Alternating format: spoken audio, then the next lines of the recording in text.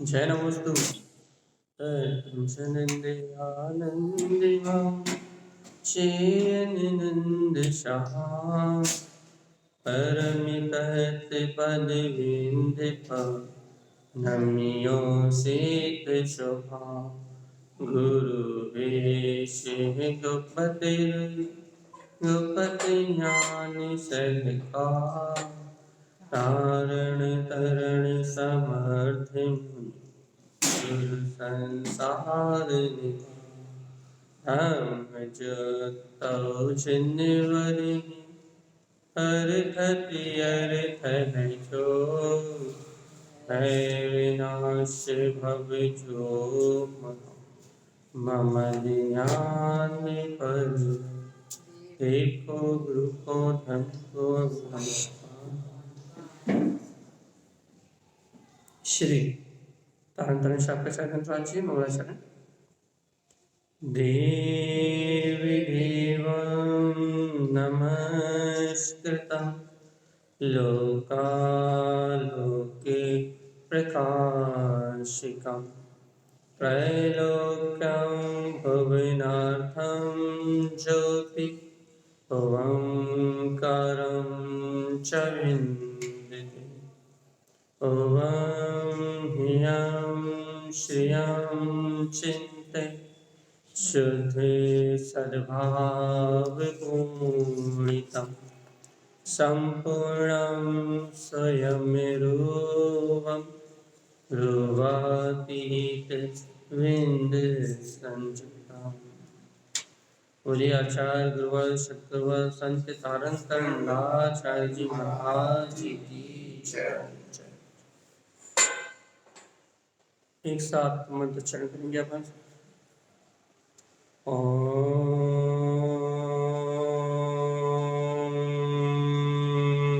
नमः वंशिते नमो नमः।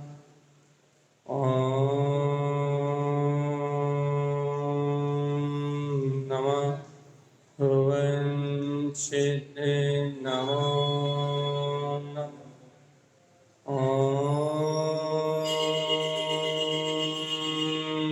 नमः वंशिते नमो नमः। परम आराध्य महाचिन्वाणी सद्गुरुवर श्रीमद् चिंतारण स्वामी और सर्वज्ञ जनेन परमात्मा के अमृतमय ज्ञान प्रसाद है श्री तारण तरण शास्त्राचार्य ग्रंथराज जी, जहाँ श्रावक के आचार विचार और उनकी क्रियाओं का प्रतिपादन करते हुए अपन साधु रत्नात्रय के धारी मुनिराज साधु परमात्मा के गुणों की महिमा सुन रहे हैं। भावलिंगी संतों का जीवन क्या है? जो भावलिंगी संत हैं उनका जीवन क्या है, उस जीवन को आचार्य तारण स्वामी ने यहाँ चरितार्थ किया है। गाथा नंबर 455 को अपन ने 454 को अपन ने कर लिया था। एक बार रिवीजन करते हुए 455 पे चलते हैं। रत्नात्रयम शुद्ध संपूर्ण, जो 3 प्रकार के रत्नों से संपूर्ण है, अर्थात सम्यक दर्शन ज्ञान चारित्र तीनों की अभेदता को जिन्होंने प्राप्त कर लिया है। संपूर्णम ध्यान आरूढ़, जो संपूर्ण रूप से आत्म ध्यान में ही आरूढ़ है, अर्थात वृद्धिगत चारित्र वाले मुनिराज हैं। सामान्य मुनियों को मना करे ज्ञान नहीं होता। जो वृद्धिगत चारित्र वाले मुनिराज हैं, जो आत्म ध्यान में रूढ़ है, जिनकी तपस्या श्रेष्ठ है, ऐसे वीतरागी मुनियों को ऋजुमति और विपुलमति मना करे ज्ञान प्रकट हो जाता है। और काय के आश्रय से, अपने ध्रुव स्वभाव के आश्रय से ऐसे मना करे ज्ञान की प्रकटता हो जाती है। कार्य का नंबर 455, वैराग्यम तृतीयम शुद्धम। अब ये बात बहुत गजब की है। क्या कह रहे हैं आचार्य? वैराग्यम तृतीयम शुद्धम, 3 प्रकार का वैराग जिनको शुद्धता से है। देखो भैया, कौन कौन से 3 वैराग? जनरंजन, कलरंजन और मनरंजन। इन 3 प्रकार के वैराग से जो शुद्ध है। अब ये बताओ, 3 प्रकार का वैराग मतलब, जनरंजन मतलब जिनके हृदय से जनरंजन राग चला गया। जनरंजन राग अर्थात संसार के जीवों को प्रसन्न करने का भाव, या लोग क्या कहेंगे, संसारी जीव क्या कहेंगे, ये राग जिनके अंदर से खत्म हो गया। जो जनवाणी को नहीं, जनवाणी को सुन रहे हैं, उनकी बात चल रही है। जनवाणी को सुनने वालों को भैया वैराग नहीं है, जनवाणी को सुनने वालों को वैराग है। तो क्या कह रहे हैं, 3 प्रकार के वैराग से जिनका चित्त शुद्ध है। तो किसका चित्त शुद्ध है भैया, जिन्हें जनता का राग अर्थात ये संप्रदाय का राग मिला गया। प्राणी मात्र को जो जीव आत्मा देख रहा है, उनके लिए है मोक्ष मार्ग, वो है वीतरागी साधु, जिन्हें जनरंजन राग मिला गया है। कलरंजन दोष अर्थात शरीर में जिन्होंने ममत्व बुद्धि त्याग दी, शरीर में आत्म बुद्धि का जिन्होंने त्याग कर दिया है, वो कलरंजन दोष से मुक्त है। और मनरंजन, जिन्होंने पंच इंद्रिय विषयों को जीत लिया। क्योंकि मन क्या करता है, 5 इंद्रिय के विषयों का गारक करता है। अब मन को देखो, कभी मन की एक्टिविटी देखो, मन की एक्टिविटी क्या है, मन हमेशा अहम में जीता है। काय के अहम में जीता है, अपने पंच इंद्रिय विषय सुख में। हमारे पास कितनी गाड़ी है, हमारे पास कितने बंगले हैं, हमारे घर में हमारी कौन कितनी मानता है। तो मन अपने भोगों के लिए, पंच इंद्रियों का राजा है ना, तो मन जीता है पंच इंद्रिय विषय भोग के लिए, उसकी अहंकार प्रवृत्ति में।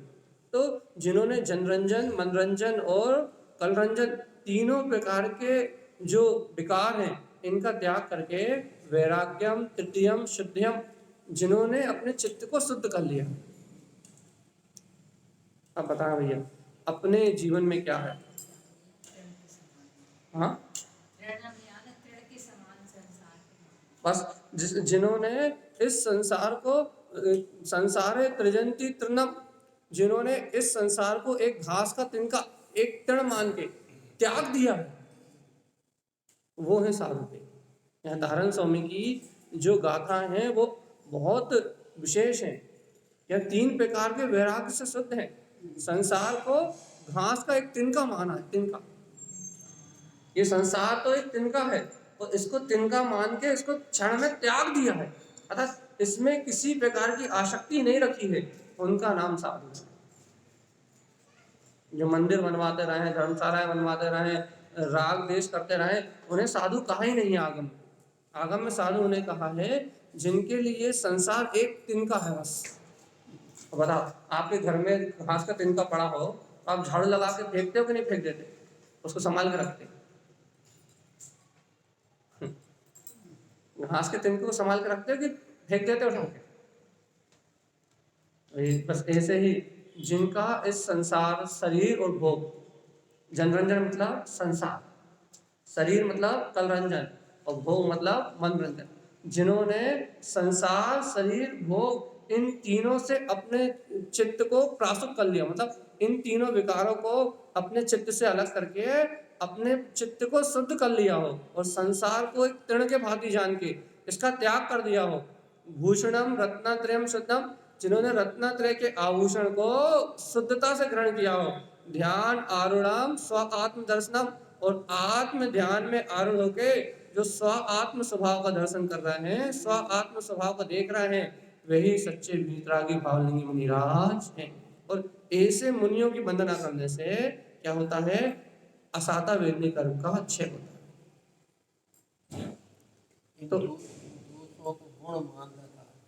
अपनी गलती इतनी है कि अपने बाहर के जो दोष हैं, जिसमें हिंसा आदि का पोषण हो रहा है, जिसमें राग आदि का पोषण हो रहा है, अनादिकाल से अपनी मान्यता कैसी रही भैया, और आज भी अनादिकाल के छोड़ो, आज भी अपनी मान्यता कैसी है, जिन जो विकार है, जिस जहाँ हिंसा आदि प्रवृत्ति हो रही है, अपन उसे धर्म मान ले रहे हैं, जबकि वहाँ क्या बोलते हैं, शुभ प्रवृत्ति भी नहीं हो रही। शुभ भी हो तो भी मान लेते भैया कि अपन शुभ को धर्म मान रहा है, लेकिन यहाँ तो आज मूर्खता ऐसी है कि अपन अशुभ को धर्म मान रहे हैं, अर्थात राग को, देश को, छल को, मायाचारी को, लोभ को, इसको धर्म मान रहा है। अच्छा बताओ, व्रतों में अनुराग को धर्म मानने वाला तो भयंकर हो भी सकता है। सुनो अच्छे से, जो शुभ क्रिया है, व्रतों को, शुभ क्रियाओं में अनुराग करने वाला तो भयंकर हो भी सकता है, लेकिन पाप क्रियाओं को अनुराग करने वाला, हिंसा आदि क्रियाओं को धर्म मानने वाला आज जो राग आदि मोह आदि तीन परिणामों को जो अपन धर्म मान रहे हैं, उसको धर्म मानने वाला तो वेंतर भी नहीं हो सकता, निगोच जाएगा, निगोय वत्सम। वो चाहे पापानुगम पुण्य जो बनता है, वो आजकल जो कुत्ते नहीं आ रहे हैं उन्हें भी ऐसा लग रहा है कि गाड़ी घूम रहे हैं, उस टाइप का तो अरे वो गाड़ी में घूमने वाला ऐसा तो उसे मिलेगा जो पुण्य, जो बोलते हैं पापानुगम पुण्य की वजह से। पापानुबंधी पुण्य भी उसे मिलेगा। किसे मिलेगा भैया? जो व्रत आदि क्रियाओं को राग भाव पूर्वक करेगा, बिना हिंसा के, बिना पाप के, बिना परिग्रह के, मतलब लौकिक अशुभ परिग्रह को छोड़ के जो करेगा। लेकिन अशुभ परिग्रह को ग्रहण करके, हिंसा आदि की प्रवृत्ति करके, हिंसा आदि में अत्यधिक प्रवृत्ति करने के बाद तो पापानुबंधी पुण्य भी नहीं बनता। पापानुबंधी पुण्य भी कसाई की मंदता से विवेक पूर्वक बनता है। विवेक पूर्वक मतलब दोनों चीजें 50-50 में तो बन जाएगा पापा। हाँ 50-50 हो तो ही बन जाएगा। आपके पोषण से जो क्रियाएं चल रही हैं, वो कर तो श्रद्धा से रहे भाई। जैसे अपन मंदिर आते हैं तो कर तो वो श्रद्धा, उन्हें उसमें श्रद्धा है, अपन इसमें श्रद्धा है, ऐसा मान लो। कर तो श्रद्धा है उससे रहे, लेकिन वो पाप क्रिया हो रही है, तो पुण्य बनेगा वो पापानुबंधी। अब मान लो उसको भोग मिलेंगे, वो इस टाइप के मिलेंगे। अरे भगवान जी, पहले आप ये बात समझो। आप जो कह रहे हो, आप अपने हिसाब से विचार कर रहे हो और आप विचार करके आप वहां तक पहुंच रहे हो। लेकिन हम क्या कह रहे हैं? यदि कोई जीव, अच्छे सुनो इस बात को, यदि कोई जीव यदि भावलिंगी मुनि और मुनि की शरण में जाता है और उनकी सेवा समार करता है तो उसे साथी से पुण्य बनता है। यदि कोई जीव द्रव्यलिंगी मुनि की शरण में जाता है और उनकी सेवा समार करता है तो भी पुण्य बनता है, इसके लिए भी कोई मनाही नहीं। लेकिन यदि कोई जीव पुल्लिंगी, मतलब जो हिंसा आदि की प्रवृत्ति में ही रत है, हिंसा आदि को ही धर्म कह रहा है, राग देश आदि को ही धर्म कह रहा है, और उस हिंसा की जो क्रिया कर रहे हैं, उस हिंसा की क्रिया को ही धर्म बता रहे हैं, और जीव भी राग देश की तीव्रता से उन राग देश परिणाम में लिप्त होके उस हिंसा की क्रिया में ही प्रवृत्ति कर रहा है, तो पुण्य नहीं बनता, पाप बनता। हिंसा की थोड़ी बनेगा, हिंसा की नहीं कह रहे। अनुमोदना तो नहीं। यदि आप यहाँ आए हो और यदि मैं कोई बहुत बड़ा आयोजन कर रहा हूँ, मान लो बहुत बहुत बड़ा आयोजन कर रहा हूँ, और उस आयोजन में स्पष्ट दिख रहा है कि करोड़ों नहीं, अरबों नहीं, अनंत जीवों की हिंसा है, और यदि आप यहाँ बैठ के उस आयोजन की अनुमोदना कर रहे हो तो आपको पुण्य कैसे बनेगा? पुण्य भी वहां बनता है जहां अहिंसा परमो। जीव की विराधना में पुण्य नहीं बन सकता। असंयम पुण्य भी कहाँ बनता है? जहाँ संयम की भावना, जहाँ बाल तप हो वहां पुण्य बनता है, जहाँ बाल तप भी ना हो वहां पुण्य कैसे बनेगा? पुण्य बनने के लिए शारीरिक कष्ट सहन करने पड़ते हैं, जहां आराम और ऐश दिखाई दे रहे हो वहां पुण्य कैसे बनेगा? आई बात समझ में कि नहीं आई? पहले बता। पापानुबंधी पुण्य बांधने के लिए भी इच्छाओं का विरोध करना पड़ता है।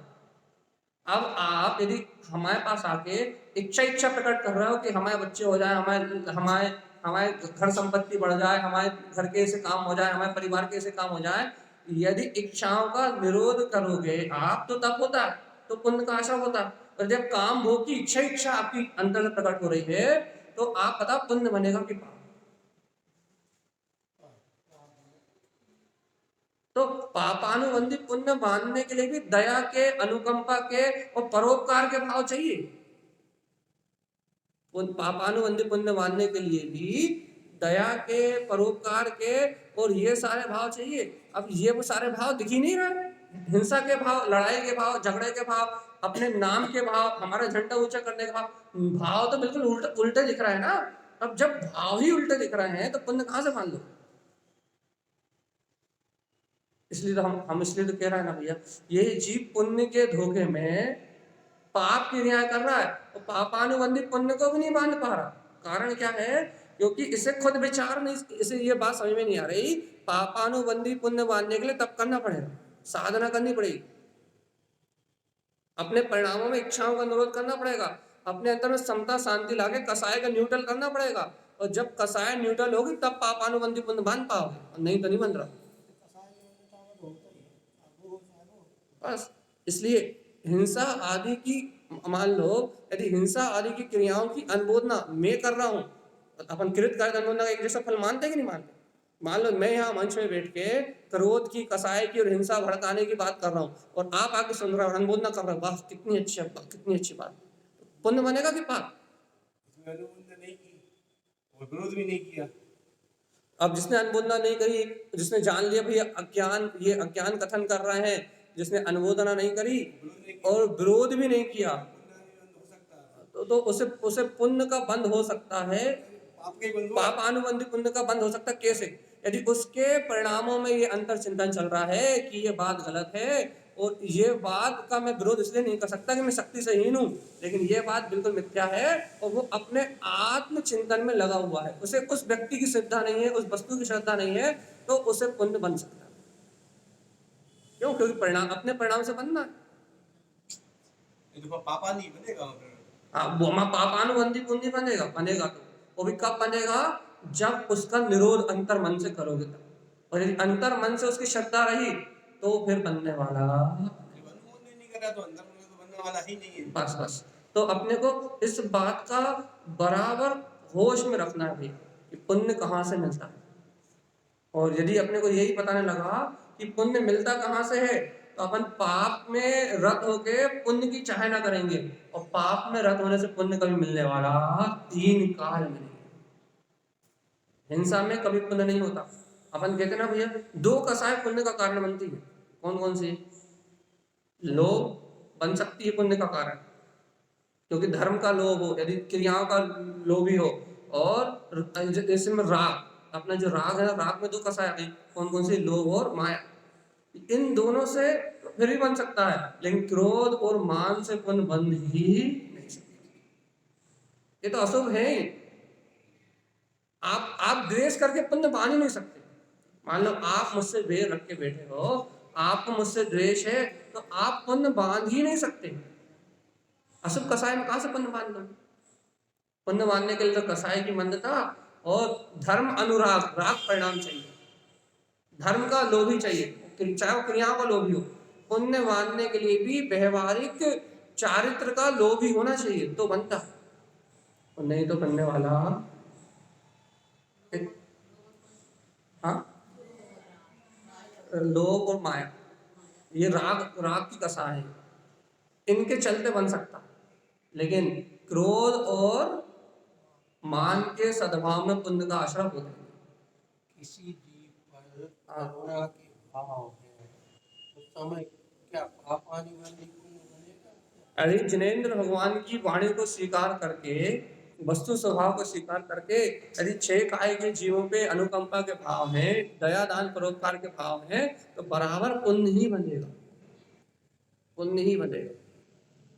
ठीक है, तो अपन क्या है, और पुण्य तो छोड़ो, हम तो इसे क्या कहते हैं, ये संयम का पालन होगा, संयम का। पुण्य मुण्य तो बहुत छोटी चीज है, संयम पाल रहे हो आप, संयम। यदि सर्वज्ञ की वाणी को स्वीकार करके यदि 6 काय के जीवों पे परस्पर अनुकंपा कर रहे हो, तो आप संयम पाल रहे हो। क्यों? क्योंकि प्राणी संयम, इंद्रिय संयम, इच्छा का निरोध कर रहे हो, अपनी इच्छाओं का, अपनी कर्तव्य बुद्धि का, अपनी वासनाओं का निरोध कर रहे हो, और 6 काय के जीवों पे अनुकंपा कर रहे हो, परस्पर संयम का मार्ग आगे बढ़ा रहे हो।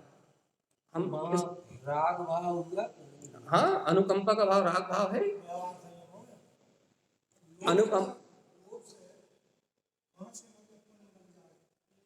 धर्म के प्रति अनुराग को लोभ कहा हम, धर्म का लोभी। हाँ, धर्म का लोभ।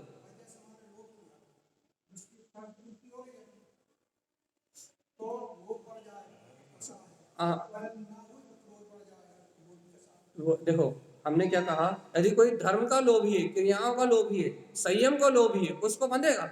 यदि कोई धन का लोभी है, पुत्र परिवार का लोभी है, विषय का वासनाओं का लोभी है, उसकी बात नहीं कर रहा है, वो तो पाप ही बांधेगा।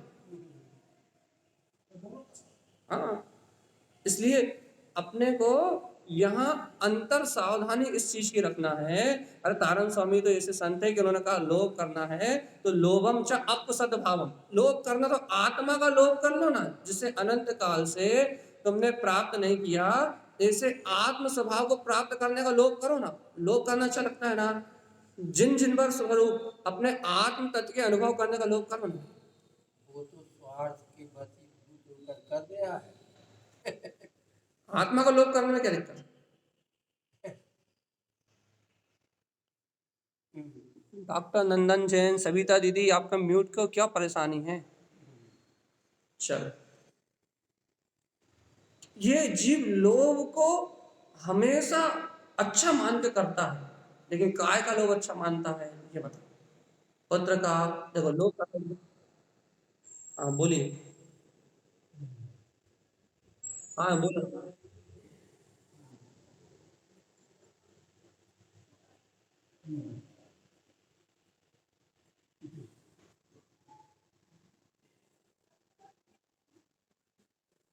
देखो भैया, क्रोध का तो काम ही आत्मा को जलाना है, लेकिन यहाँ अब संधि डाल दिया आपने। धर्मी धर्मात्माओं की रक्षा के लिए क्रोध आए तो क्या ये क्रोध पाप बंद का कारण है? यदि कोई हमारे मंदिर को तोड़ रहा है और हम मंदिर की रक्षा करने के लिए क्रोध करें तो फिर वहां अभिप्राय का फल लगेगा, वहां अभिप्राय का फल लगेगा कि आपके अभिप्राय में क्या है, क्योंकि मूल फल क्रिया का नहीं है, भाव का नहीं है, अभिप्राय का। आपके अभिप्राय में यदि वीतराग धर्म की रक्षा करना है, इसलिए यदि आप क्रोध करते हुए दिखाई दे रहे हो तो वो आपका लौकिक स्वार्थ नहीं है, वो आपका लौकिक स्वार्थ नहीं है।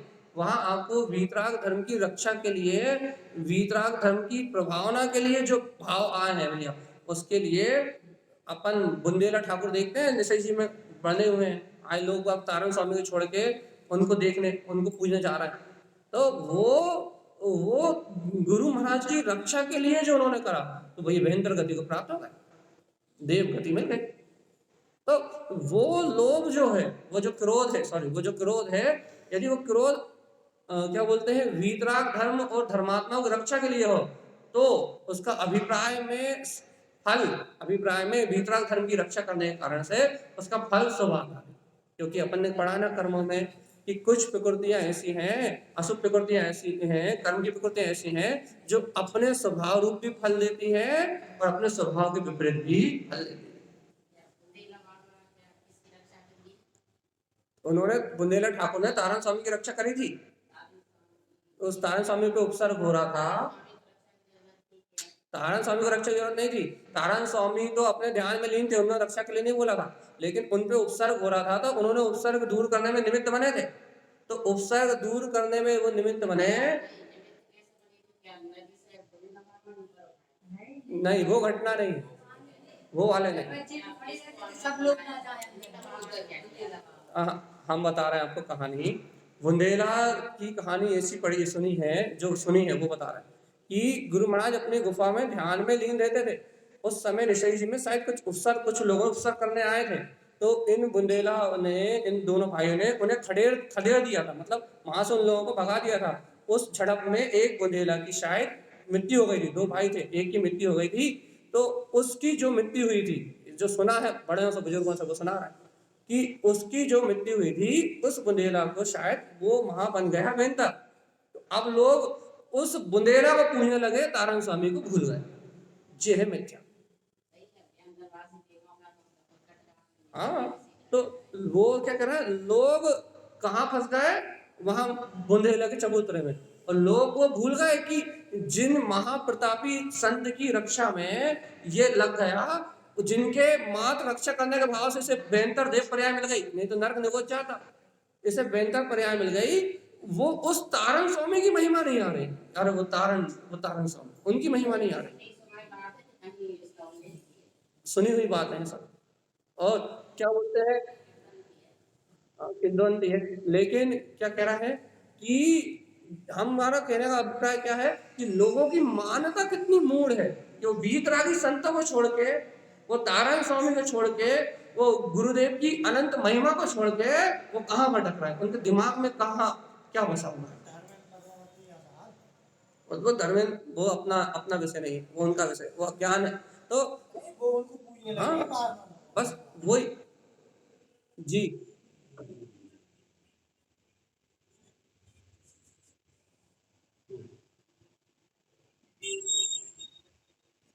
यही तो मूर्ता है कि अपने कर्मों का विश्वास ना करके, अपने कर्म सिद्धांतों का विश्वास न करके लोग कह रहे हैं कि वो हमारे परिवार की रक्षा करेंगे, वो हमारे कुटुंब की रक्षा करेंगे, वो हमारा घर चलाएंगे, वो हमारी दुकान चलाएंगे, वो हमारा मकान बनवाएंगे। ये ही तो पुण्य पाप का विश्वास नहीं है। इस कारण से 4 गति 84 लाख योनियों में जी भटक रहा है। और जिस दिन तारण स्वामी ग्रंथ खोल के देख लेगा, ये उन लोगों की परिपाटी है जो तारण स्वामी ग्रंथों को नहीं जानते, जिन्होंने स्वाध्याय नहीं किया, जिन्होंने चिंतन नहीं किया, जो वीतराग धर्म के श्रद्धानी नहीं है, ये उन मूढ़ों की मान्यताएं हैं। और जिस दिन तारण स्वामी ग्रंथ खोल के देख लोगे, उस दिन इन राग और विषयों का कोई महत्व यहाँ नहीं। ये अज्ञान मूर्ता है, सब अस्वाध्यायी जीवों के लिए है, जो तत्व को नहीं जानते, जो जिन्हें भगवान की वाणी को नहीं जानते, जिन्होंने तारण स्वामी ग्रंथों को खोल के नहीं देखा। ये मूर्ता है सिर्फ उन जीवों के लिए। और जिस दिन तारण स्वामी ग्रंथ खोल के देख लिया जाएगा, उस दिन ये सारा जड़ से खत्म हो जाएगा।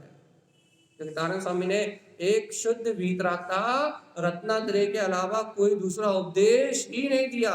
पूरे ग्रंथ में अध्यात्म एक शुद्ध तत्व शुद्धात्मा, उन्होंने तो मुक्ति के अलावा, कल्याण के अलावा कोई मार्ग ही नहीं दिया। ये अपने को समझ में आ रहा है कि नहीं?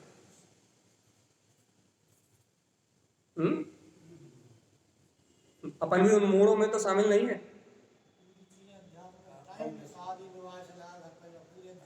पूरे 16 नाते उन्होंने आत्मा से जोड़ दिए।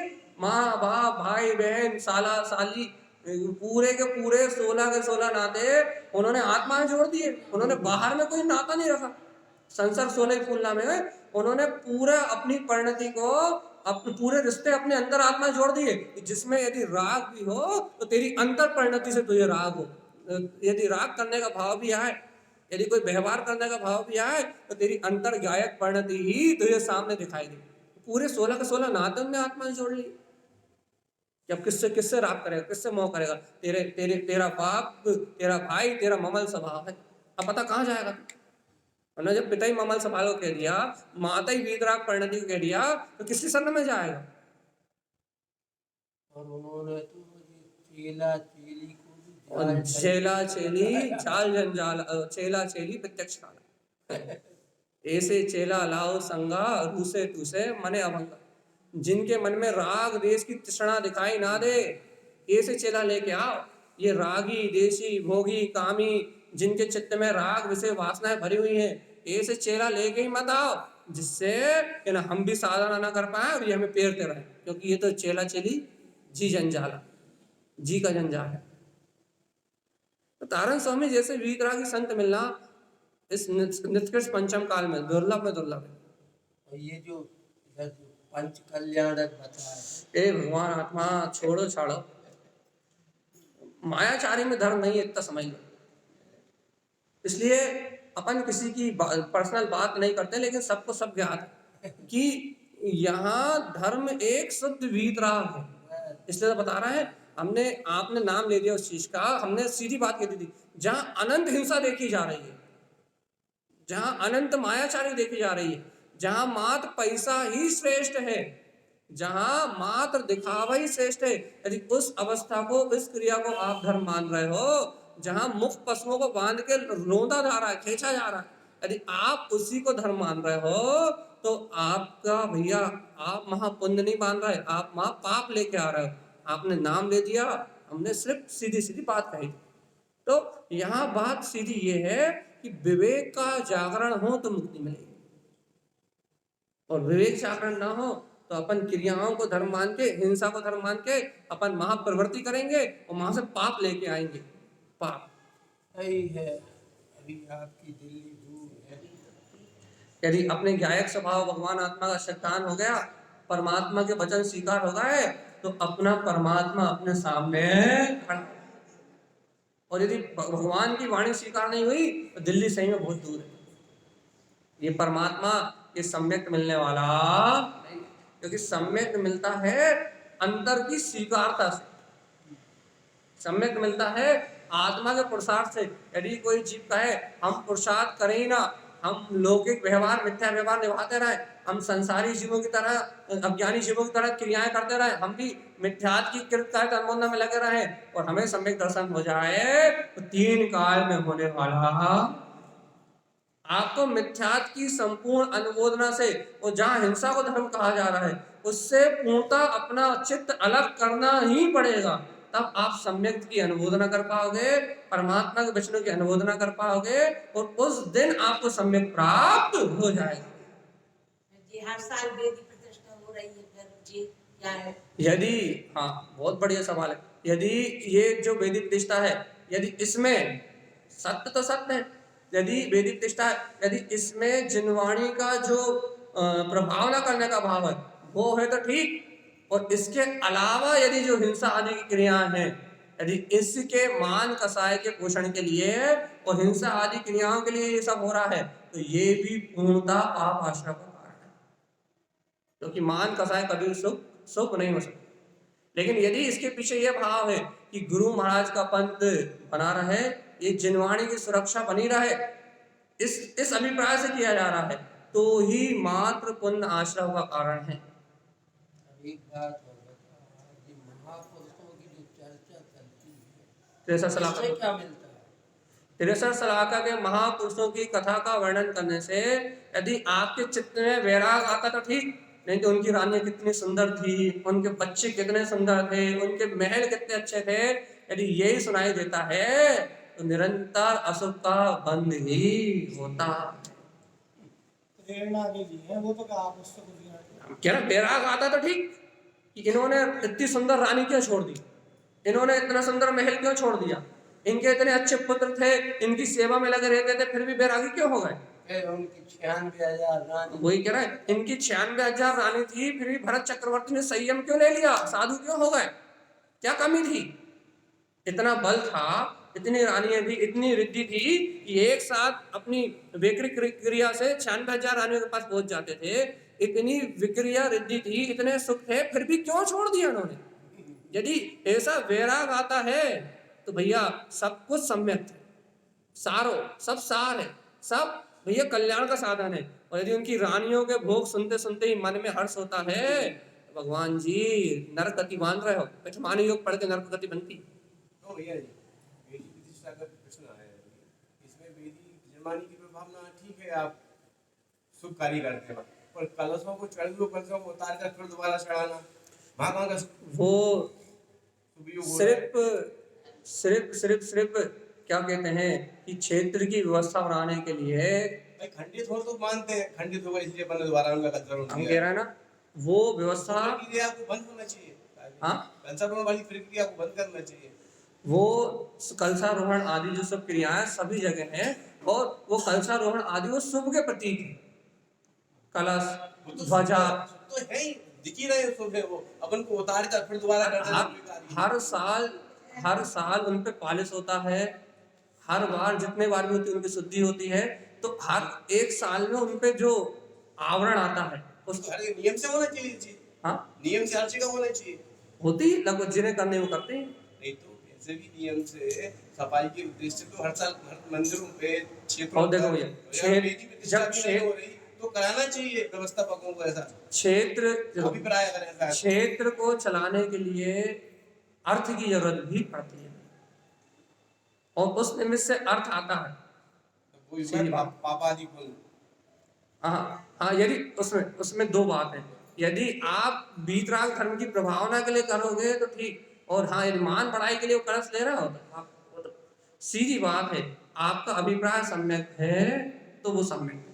और एक आपका आत्म कल्याण का कोई भाव नहीं है, आपको तो हमें भी मालूम है बस, और यदि निश्चित का कोई भाव नहीं है तो फिर आपको पता है सब कुछ क्या है, कहने की जरूरत नहीं है, इसलिए सीधी बात है। यदि महाहित का कोई भाव नहीं है तो आपको स्वयं पता है कि वो सब क्या है, और उसकी परिभाषा हम पहले ही आपको भूमिका अनुसार बात है। और भूमि के अनुसार देखो अपने को ये निर्णय करना है कि उनमें हिंसा तो अधिक नहीं हो रही, और आपके परिणाम क्या, हिंसा की प्रवृत्ति तो नहीं हो रही, हिंसा तो नहीं बढ़ रही। यदि हिंसा बढ़ रही है तो फिर सब असर।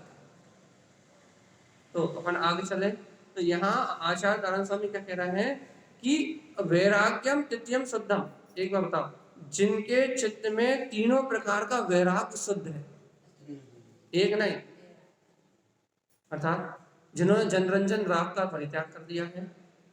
कलरंजन दोष, जिन्होंने अपने शरीर से ममत्व बुद्धि को छोड़ दिया है। और मनरंजन कारक, पंच इंद्रिय विषय जिन्हें सुखदायी नहीं लगते, पंच इंद्रिय विजय मतलब संसार, शरीर और भोग तीनों से जिनका चित्त एकदम प्रासुक है। प्रासुक साधुचर्या बहुत उत्कृष्ट है, तो ऐसे साधु जिनका चित्त शरीर, संसार और भोग तीनों से एकदम प्रासुक है, प्रासुक चित्त।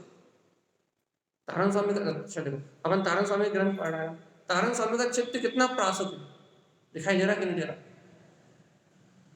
उनके उपदेश से अपने को ये बात समझ में आ रही कि नहीं आ रही कि कितना सूक्ष्म दर्शी से देखते हैं वो अपने परिणामों को, कितनी सूक्ष्मता से देखते हैं वो, और कितनी सूक्ष्मता से वीतराग विज्ञान को सिद्ध करते हैं। तो जिनका चित्त प्रासुक है उनकी श्रद्धा करो तो कोई बात नहीं। क्यों? क्योंकि वे वास्तविकता में साधु है। और देखो, यदि आगम ने स्पष्ट कहा भैया, यदि भूमि का अनुसार जो व्रत, जो महाव्रत आदि आपने लिए हैं, यदि उस भूमि का अनुसार श्रावक की व्यवहारिक क्रिया ना दिखाई दे, कोई भी हो साधु की ना दिखाई दे, तो फिर वो श्रद्धा करने योग्य। हमने जो कहा आपने वो सुना ही नहीं। यदि जिसने अपने जीवन में व्रत आदि लिए हैं, यदि उस भूमि का अनुसार उसकी चर्या ना हो, जो व्रत लिए उसने उस भूमि का अनुसार चर्या ना हो, तो फिर वो श्रद्धा करने योग्य नहीं है। मैंने द्रव्य की बात करी, मैंने भाव की बात ही नहीं करी। उस भूमि का अनुसार उसका परिणाम होना ही चाहिए, ये आगम की बात है। और जो आगम है वो अमिट है। इसलिए यहाँ अपने को तारण स्वामी उस ये मुनि राजों में वृद्धि होती है, इसका निषेध है, प्रयोग आप नहीं कर सकते, ठीक है ना? कोई भी भावलिंगी मुनिराज धर्म की रक्षा के अलावा अपनी रिद्धियों का उपयोग नहीं कर सकता, करता ही नहीं, भाव ही नहीं आता। कोई भी भावलिंगी मुनिराज, विष्णु कुमार मुनि को पता ही नहीं था कि हमारे पास है, वो तो दूसरे मुनिराज ने अपनी ज्ञान देख के बताया कि तुम्हारे पास इतनी पड़ी हुई है, तब उन्होंने उपयोग करके देखा कि हाँ है कि या नहीं है। वो भी फिर मुनि पद त्याग के किया है। वो तो नहीं, पहले तो मुनि पद में हाथ बढ़ा के देखा था, फिर वो उपसर्ग तो बाद में किया। हाँ, प्रयोग उन्होंने जब किया, जब साधु पद त्यागने के बाद रिद्धियों का उपयोग है। और नहीं तो देखो, साधुओं को जो रिद्धि होती है, विशेष रिद्धि होती है, वो उनके आतिशय से, मान लो वो जहाँ जाते हैं वहाँ देवताओं का काम है, और उनकी रिद्धि उनके शरीर से, उनकी बिना इच्छा के। साधुओं की जो रिद्धि होती है, जो स्वाभाविक रिद्धि है, वो उनकी बिना इच्छा से। कई साधुओं को निरोग और कौन कौन सी वृद्धि होती है जो उनके जाने से, जो उनके खड़े होने से, जो उनके स्पर्श करने से अपने आप रोग आदि, शोक आदि उस स्थान पे क्या बोलते हैं, जो क्या कहते हैं, असाता आदि का जो उदय होता है, वो अपने आप दूर होता है। वो उनकी रिद्धियां ऑटोमेटिक काम करती है, वो अपनी इच्छा से किसी रिद्धि का काम नहीं लेते धर्म के रक्षा के बिना। ठीक है, तो अपनी जिज्ञासाएं अपन यहाँ लेके आओ कि अपने अंतर में 3 प्रकार का वैराग कौन कौन सा कितना पल रहा है। बस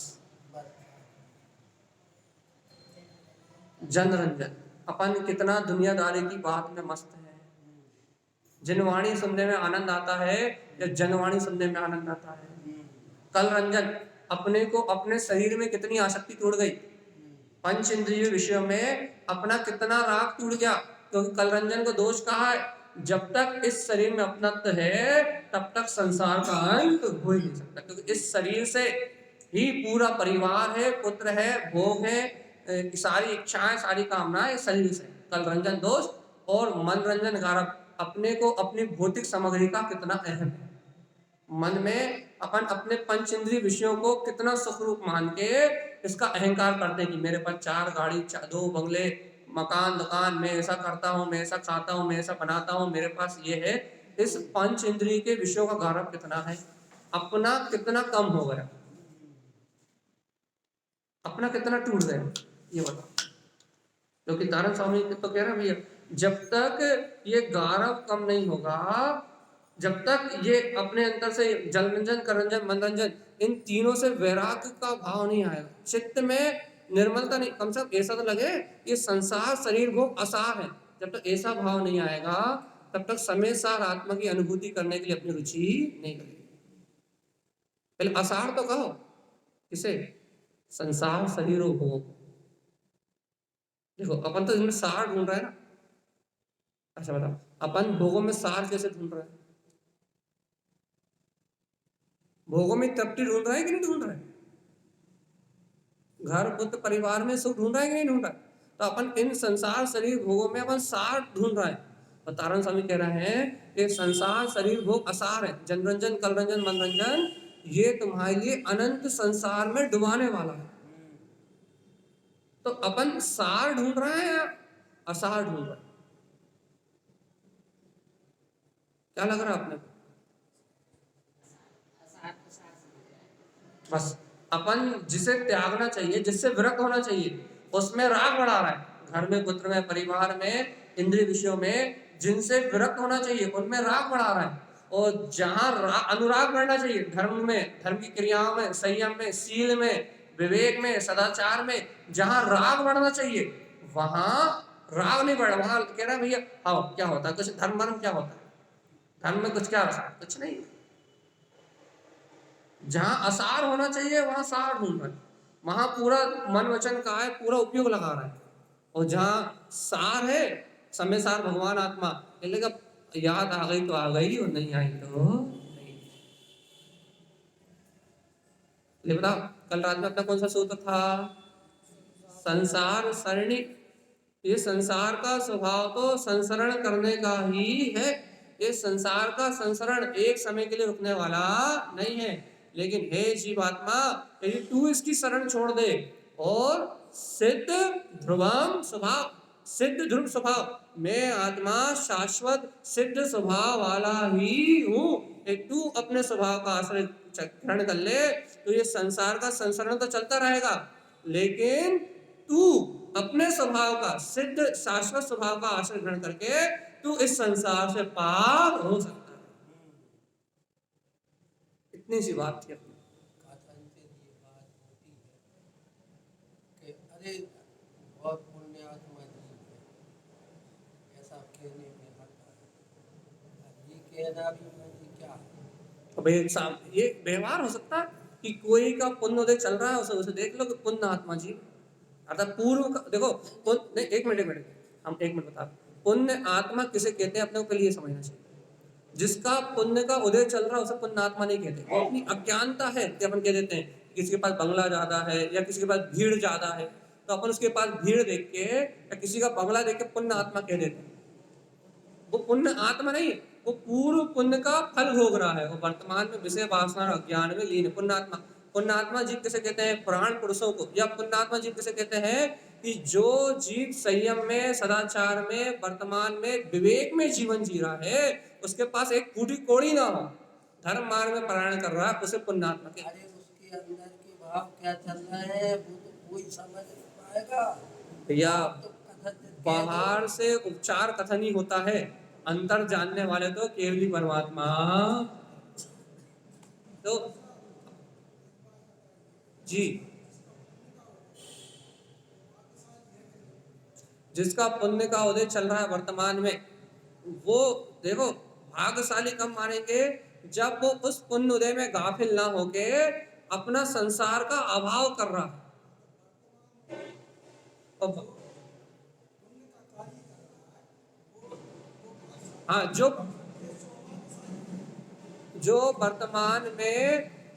वर्तमान समय में जो पुण्य के लिए, जो पुण्य के चाहना के लिए नहीं, जो धर्म के अनुराग के लिए जो पुण्य आदि की क्रिया कर रहा है वो भाग्यशाली है। सौभाग्यशाली नहीं, भाग्यशाली है। और सौभाग्यशाली तो वो है जो सिर्फ मात्र एक वीतरागता के लिए अपना जीवन जी रहा है, वो सौभाग्यशाली।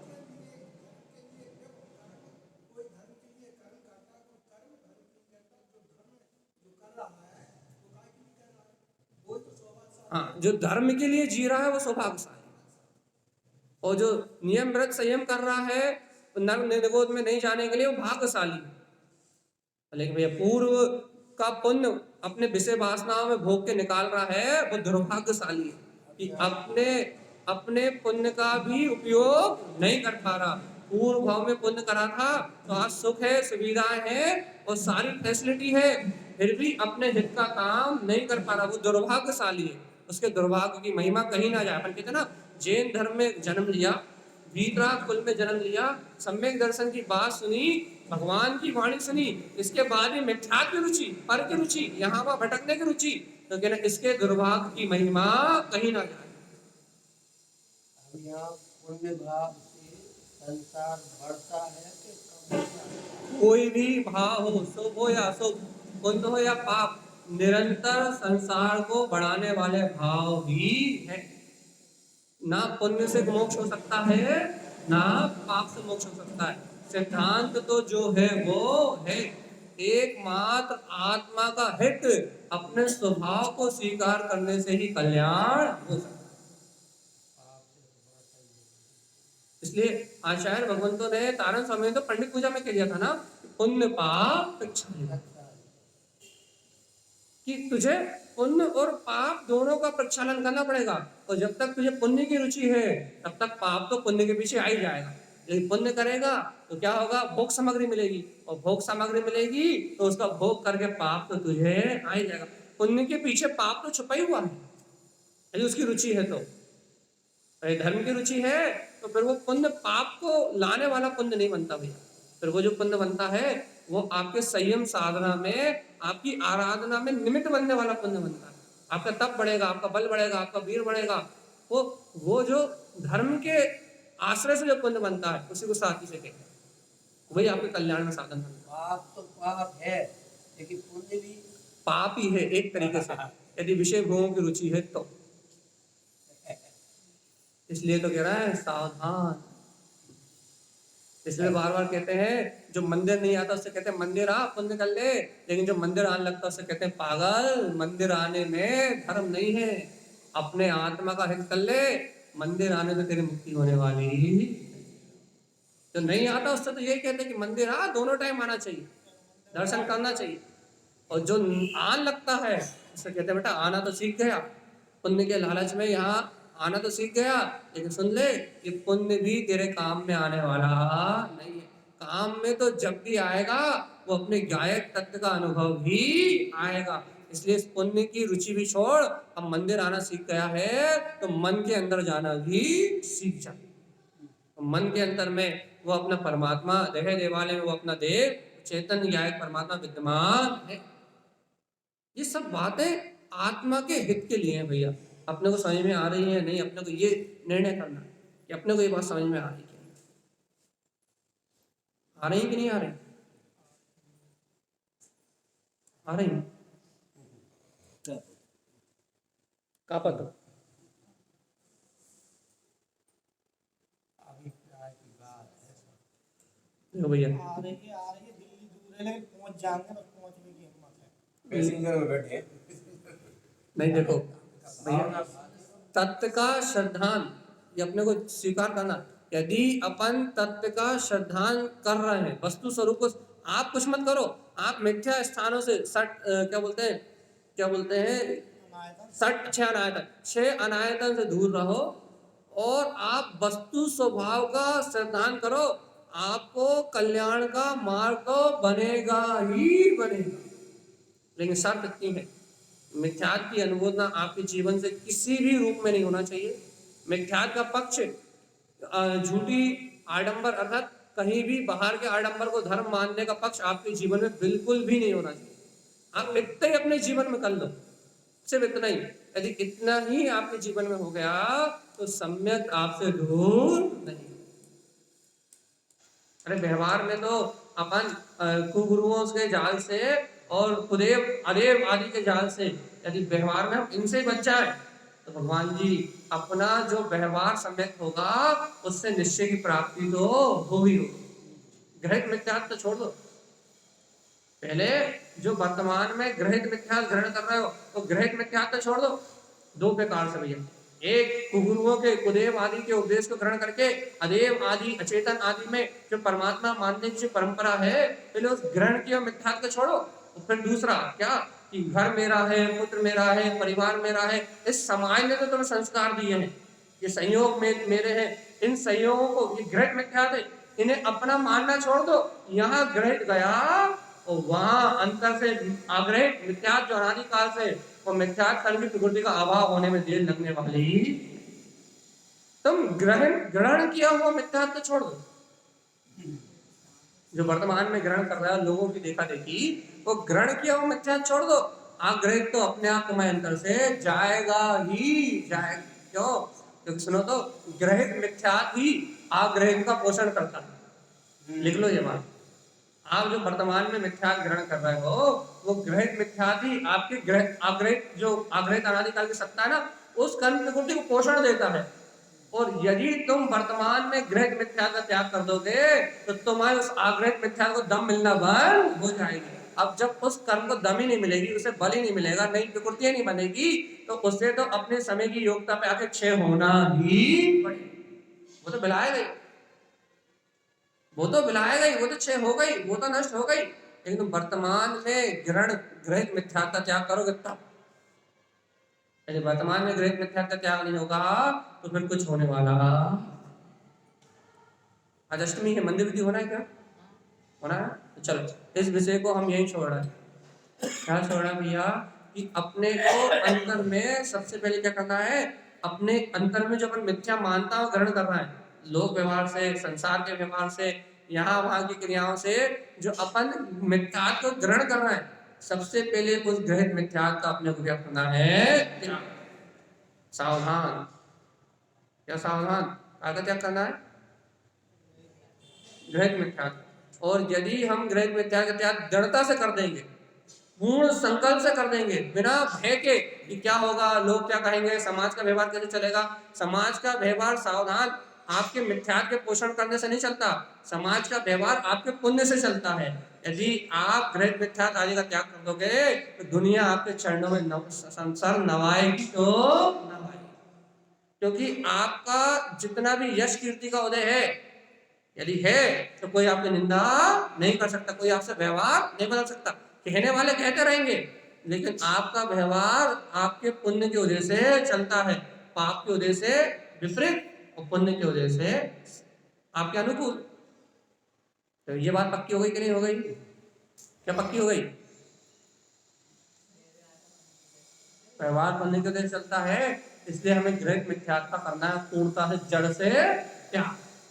और जड़ से हम ग्रहित मिथ्यात्व का त्याग कर देंगे बिल्कुल दृढ़ संकल्प से।